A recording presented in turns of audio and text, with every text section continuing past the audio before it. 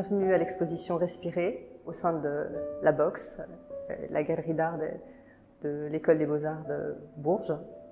J'en suis la commissaire et je suis heureuse de partager cette réflexion avec 5 artistes, June Balthazar, Didier Viaudet, Steve Borras, Grégory Olympio et Prince Yaïtiwa. Chacun m'a épaulée à partir d'une réflexion que j'avais issue du mouvement Black Lives Matter. L'idée de faire une exposition aujourd'hui à partir de cette réflexion était importante pour moi et de la partager avec des artistes qui étaient touchés par cette question.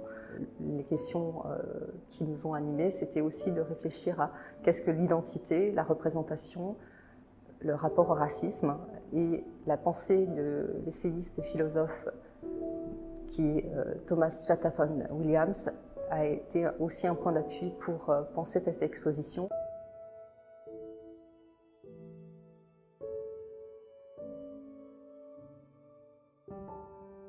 Déjà, ce qui est intéressant, Stéphanie, donc la commissaire de l'exposition, a fait un choix que je trouve très intéressant.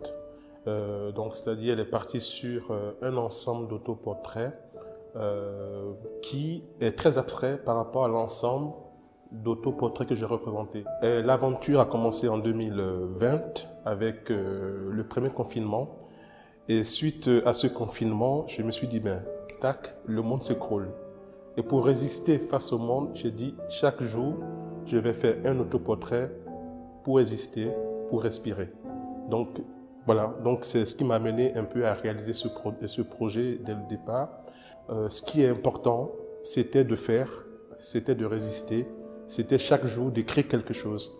Et donc, pour moi, l'ensemble de ce travail, c'est une écriture, c'est mon écriture. Voilà, donc c'est comme ça que je conçois ce travail-là, tout simplement. Quand l'Africain est enlevé, qu'il est réduit à l'esclavage, on lui fait subir une épreuve pour que le voyage soit moins terrifiant. Avant de monter sur le bateau, on le fait tourner 7 fois autour d'un totem. Au 7e tour, il est supposé avoir tout oublié de qui il était. Donc à l'origine de ce film, qui est un documentaire en dessin d'animation, il y avait le désir en fait de faire un portrait d'une femme qui est créole, qui est ma grand-mère, et qui en fait a eu la maladie d'Alzheimer et donc a perdu la mémoire. Donc aujourd'hui, elle vit toujours à Maurice, mais elle ne parle plus, elle ne bouge plus, elle respire en fait uniquement.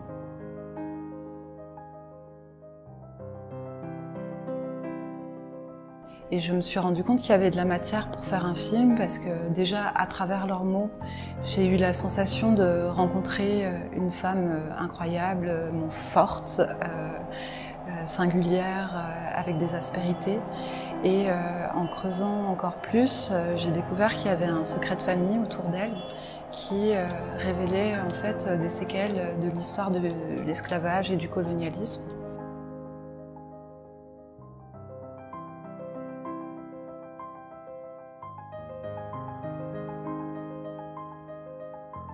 Dans le film, il y a un espèce de va-et-vient entre la perte de mémoire de ma grand-mère, donc cette histoire individuelle, singulière, et des pans de l'histoire collective.